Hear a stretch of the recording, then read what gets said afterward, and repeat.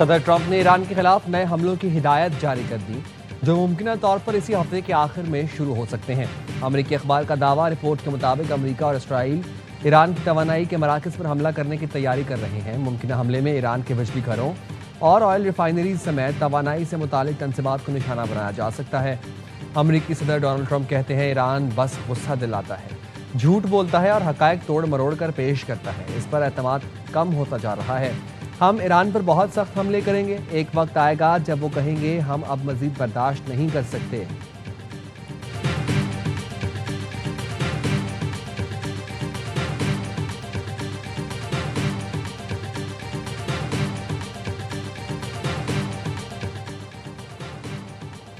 Iran ने भी Israel और अमरीकी तवानाई तंसीबात को निशाना बनाने की तैयारी का दावा कर दिया।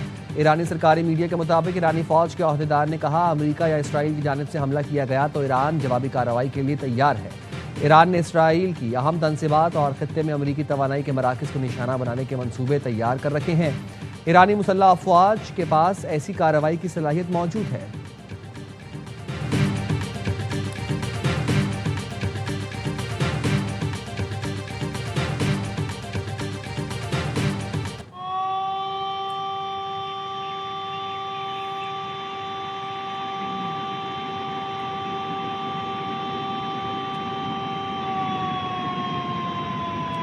इस्लामाबाद में मूसलाधार बारिश के बाद रावल डैम के स्पिलवेज खोल दिए गए। रावल डैम में पानी की सतह 1748 फुट तक पहुंचने पर स्पिलवेज खोले गए। जिला इंतजामिया के मुतल्लिका इदारों को अलर्ट रहने और बरवक्त रिस्पांस यकीनी बनाने की हिदायत। डीसी इस्लामाबाद का कहना है, शहरी नदी नालों, बरसाती नालों और तेज पानी के बहाव से दूर रहें। किसी भी हंगामी सूरत हाल में फौरी जिला इंतजामिया या रेस्क्यू इदारों से राबता करें।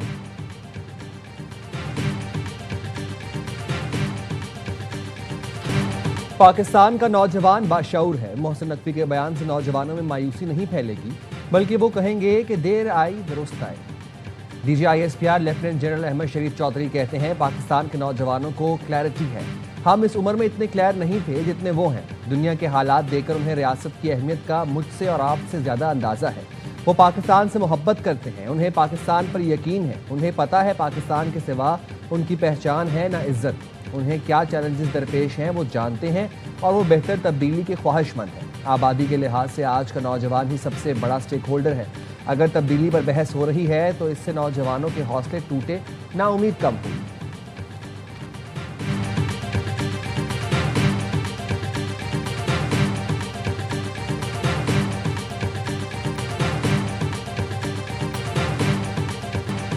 नए सूबों का फैसला अवामी उमंगों के मुताबिक होगा। 1972 में आबादी 7 करोड़ और 4 सूबे थे। आज आबादी 25 करोड़ हो चुकी। ये आबादी 3 से 4 गुना बढ़ गई और वही 4 सूबे हैं। DGISPR की press conference, lieutenant general Ahmed Sharif Chaudhry ने कहा, गवर्नर्स का अमल जुमूद का शिकार नहीं रह सकता। वक्त के साथ टेक्नोलॉजी, आबादी और रियासती ज़रूरियात में तब्दीली आती रहती है। आवाम की ख्वाहिशात ही सबसे अहम हैं। मुल्क को दरपेश मुतादिद मसाइल का हल मौसर हुक्मरानी और बेहतर इंतजामी निज़ाम से जुड़ा हुआ है। पाकिस्तान की सिक्योरिटी के लिए गुड गवर्नेंस इंतहाई अहम है। देखना पड़ेगा कि मौजूदा इंतजामी ढांचा गुड गवर्नेंस की ज़रूरियात पूरी कर रहा है या नहीं। मसाइल हल नहीं हो रहे, इसका मतलब है अच्छी हुक्मरानी के लिए कुछ करना पड़ेगा। गुड गवर्नेंस के लिए अगर इंतजामी तब्दीली की ज़रूरत हो तो उसे हो जाना चाहिए और उसे होने दें। फैसले सियासी जमातों, मुंतखब क़यादत और जमहूरी अमल के ज़रिए होने चाहिए। काबिल एहतराम सियासतदानों समेत तमाम पार्टियों की ख्वाहिश है मसाइल हल हो। बेहतर तर्ज हुक्मरानी की ज़रूरत है और हम बरसों से इसकी निशानदेही कर रहे हैं। पाकिस्तान को बेहतर इंतजामी निज़ाम की जानिब बढ़ना होगा।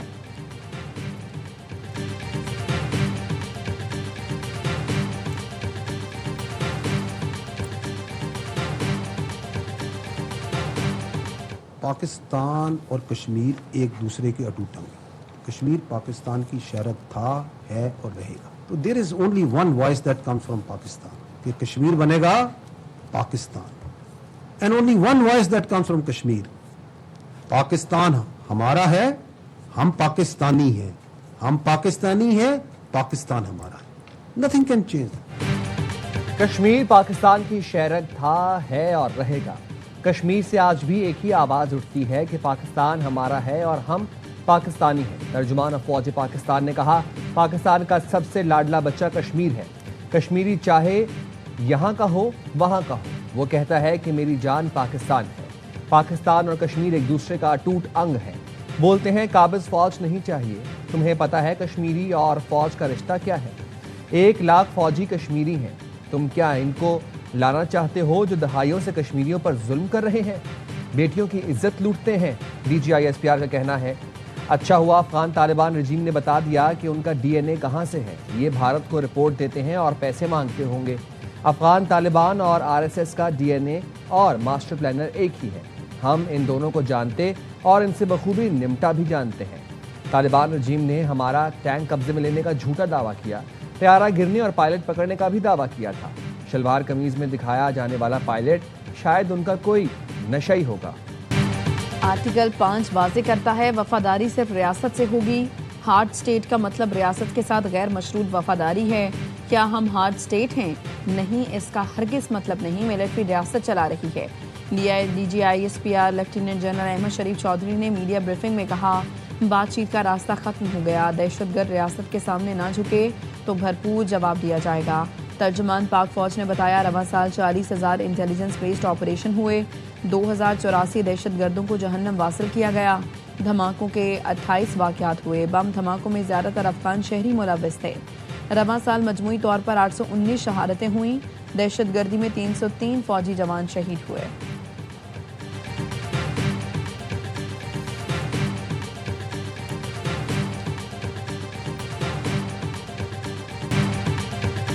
बलूचिस्तान का मसला सरदारी और अशराफिया का कब्जा है। एक कबीले में स्टेटस को है जो नहीं चाहता गरीब का बच्चा पढ़े। वो चाहता है ये हमेशा उनके गुलाम बने रहे। ये लोग कारोबार के नाम पर मुनशियात और डीजल स्मगलिंग करते हैं। जब रोकें तो फिर दहशतगर्दी कराते हैं। DGISPR lieutenant general Ahmed Sharif Chaudhary का कहना है सरदारों को लेवीज फोर्स की तनख्वाहें चाहिए। कहते हैं हमें हिस्सा नहीं दोगे तो दहशतगर्दी कराएंगे।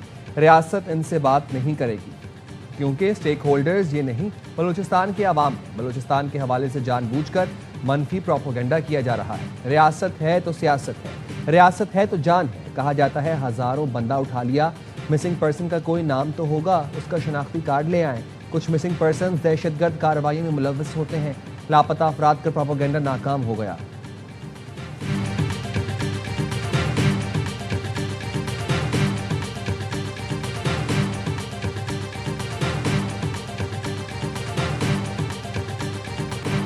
बढ़ती आबादी के दबाव के पेश नज़र सूबों में इंतज़ामी बुनियादों पर तकसीम नागुज़ीर है।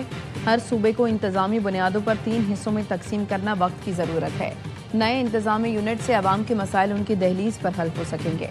चारों सूबों को नॉर्थ, सेंट्रल और साउथ के इंतज़ामी यूनिट्स में तकसीम किया जा सकता है। वज़ीर दाखिला मोहसिन नकवी के बयानात इंतज़ामी इस्लाहात से मुताल्लिक पेशरफ्त साबित हो सकते हैं। वफाकी वज़ीर अलीम खान का एक्स पर बयान, कहा सूबाई दारुल हुकूमतों तक सैकड़ों किलोमीटर के थका देने वाले सफ़र से निजात मिलेगी। नए इंतज़ामी यूनिट से चीफ सेक्रेटरी, IG और हाई कोर्ट्स की कारकर्दगी बेहतर होगी। नए इंतज़ामी सूबे मुल्क को तकसीम के बजाय कौमी यकजहती और मईशत को मज़ीद मजबूत करेंगे।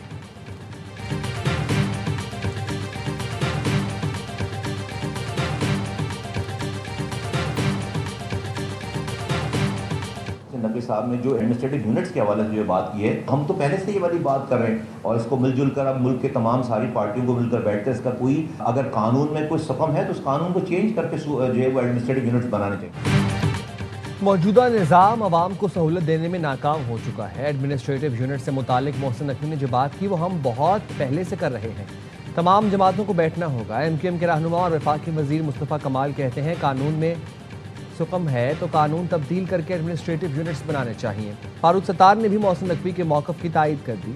कहा मौशी और इंतज़ामी बहरान का वाहिद हल इख्तियारात की मुंतकली और नए यूनिट्स हैं। नए यूनिट्स पर कौमी इत्तफ़ाक़ राय पैदा करना ही मसाइल के हल का नुक्ता आगाज़ होगा। तमाम सियासी जमातें ज़ाती और सियासी मफादात से बालातर होकर काम करें।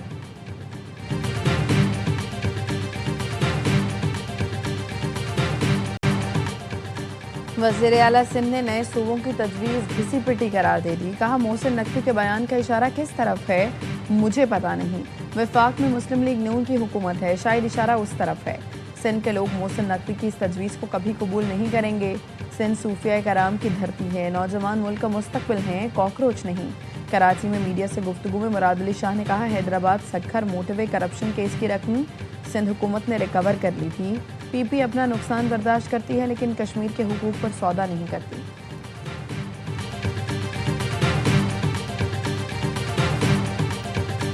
कश्मीर के आवाम को वही हुकूक दिलवाना चाहता हूं जो हर पाकिस्तानी को हासिल है। उनमें सबसे पहले हक हाकमियत।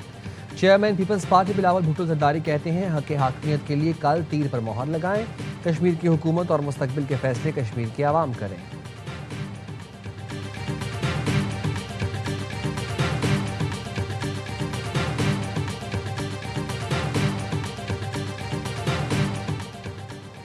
आज़ाद कश्मीर इलेक्शन का दूसरा मरहला 21 हलकों में पोलिंग कल होगी। मुजफ्फराबाद डिवीजन की 9 और मुहाजिरीन की 12 नशिस्तों पर वोट डाले जाएंगे।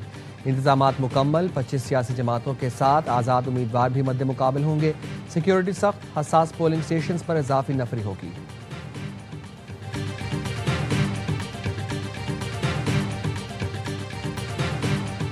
जिंदगी में मेरी जान, अगर आजमाइश और गुमराही ना आए तो नेक और बद का पता कैसे चले।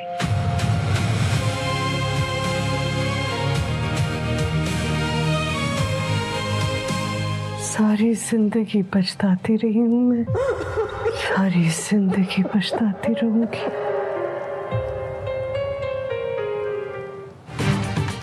इंतजार की घड़ियां खत्म होने के करीब। थ्रीज एंटरटेनमेंट का मेगा ड्रामा दर निजात आ रहा है आज रात 8 बजे सिर्फ ARY डिजिटल पर। दर निजात में ड्रामा इंडस्ट्री के मशहूर अदाकार शहरयार मुनव्वर, दुरफ़शां सलीम, सहर हाशमी, रुमैसा खान, नमीर खान, सानिया सईद, सबा हमीद और दीगर शामिल। नाजरीन की तवज्जो का खास मरकज़ बनने वाली आलमी मयार के ड्रामे के प्रोड्यूसर सर सलमान इकबाल, सोनिया खान और शहरयार मुनव्वर हैं। कहानी उमेरा अहमद ने लिखी। हिदायतकारी के फ़राइज़ साकिब खान ने अंजाम दिए। दिल को छू लेने वाली कहानी देखना ना भूलिए। कल से हर जुमा और हफ्ते की रात 8 बजे सिर्फ ARY डिजिटल पर।